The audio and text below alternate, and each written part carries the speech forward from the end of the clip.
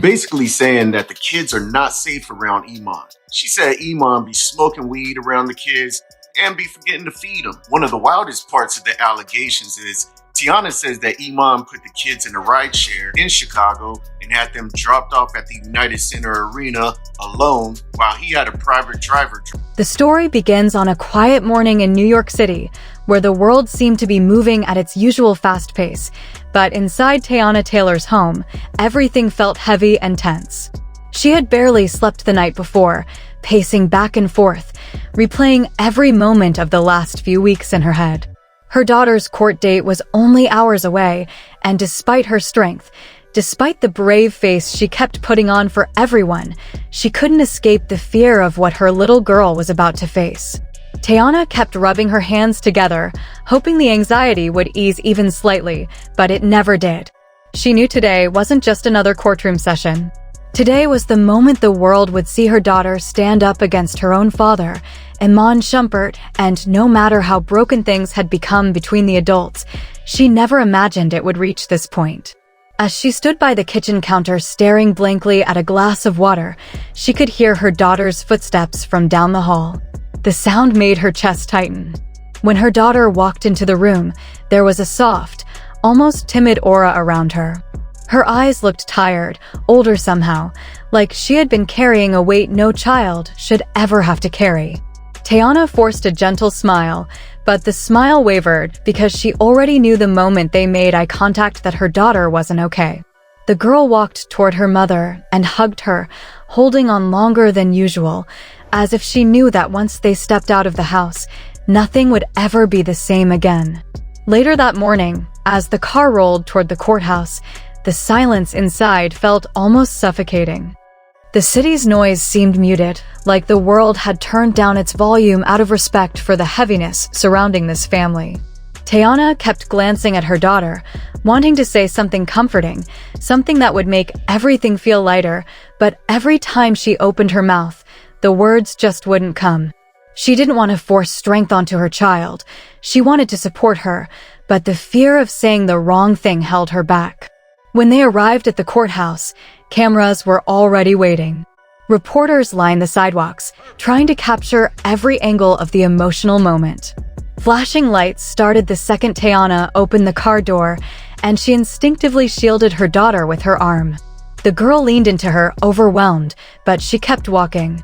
People whispered, shouted questions, snapped photos, but Teyana ignored all of them, focusing only on her daughter's trembling hand in hers. Inside the courtroom, the atmosphere shifted instantly. The air felt colder, heavier, as if the walls themselves held a history of heartbreak and conflict. Teyana saw Iman sitting across the room, and her daughter froze in her steps. It wasn't anger in her eyes, it was disappointment mixed with a deep sadness that made her look far older than she was. Teyana gently squeezed her hand, letting her know she wasn't alone. Iman looked back, his expression unreadable, but there was a flicker of something, regret or maybe confusion, before his face hardened again. When the judge called their daughter to the stand, the room fell silent. You could hear every breath she took as she walked forward, each step echoing like a reminder of how heavy this moment truly was. Teyana's heart raced, her stomach twisted, but she kept her eyes fixed on her little girl, silently praying she would find the strength she needed. As their daughter sat down, the judge asked her a simple question to start, but the weight behind it was enormous. Is there anything you would like to say regarding your father's involvement in recent events? For a moment, the girl looked down at her hands, gripping them tightly in her lap. The room felt frozen, as if everyone was holding their breath waiting for her to speak. Then she lifted her head, and what came out shocked everyone. She began by saying she loved both her parents deeply, but that love didn't take away the pain she had been feeling. Her voice shook at first, but with every word, it grew steadier. She talked about moments she witnessed between her parents, arguments behind closed doors, tension that she felt even when no one said anything, the constant pressure to pretend everything was okay.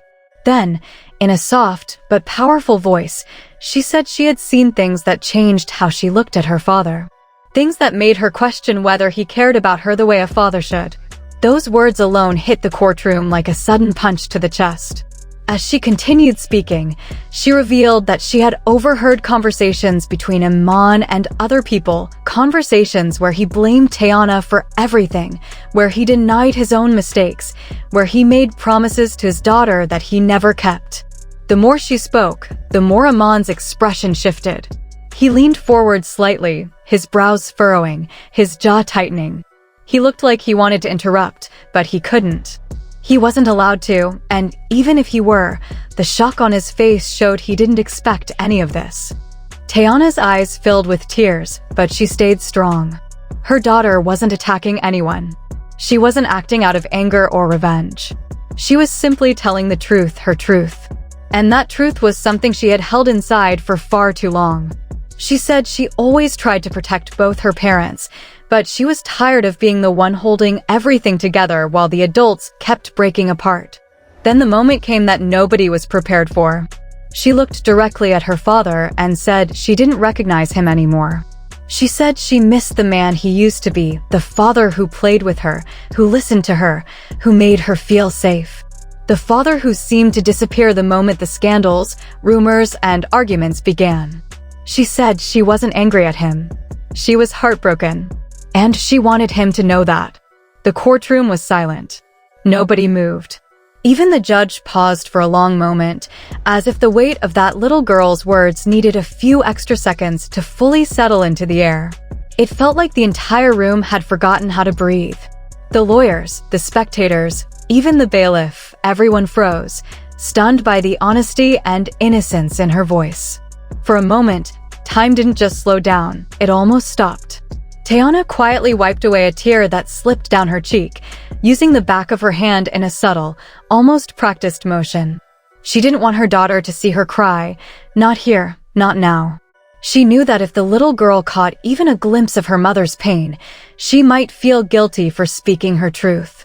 And the last thing Teyana wanted was for her child to carry any sense of responsibility for the emotions swirling around the adults in the room. She kept her face steady, her expression warm, but controlled, reminding her daughter through soft eyes that she had done nothing wrong. Beneath the surface, though, Teyana's heart was breaking from the honesty, the bravery, and the realization of how deeply her child had been affected by everything leading up to this moment. Then something unexpected happened. Iman's eyes softened. His shoulders dropped.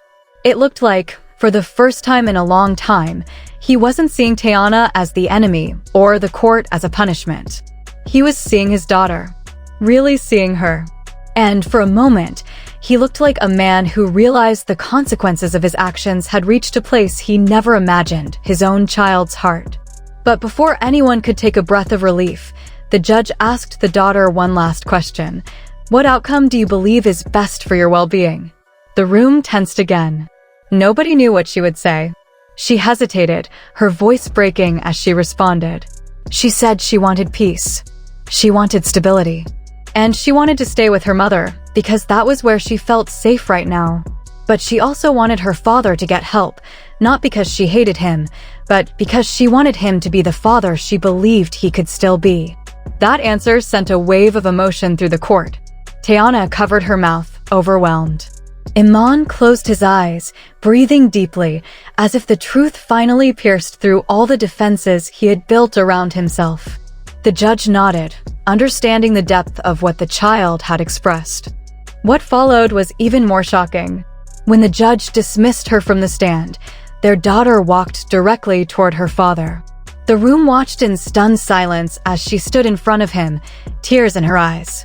For a moment, Iman looked like he didn't know what to do, but then she leaned forward and hugged him. It wasn't a long hug. It wasn't warm or comforting. It was a painful, shaky embrace that carried every ounce of hurt and hope she had. And when she stepped back, she whispered something only he could hear. He sat frozen, staring at the floor afterward, unable to speak.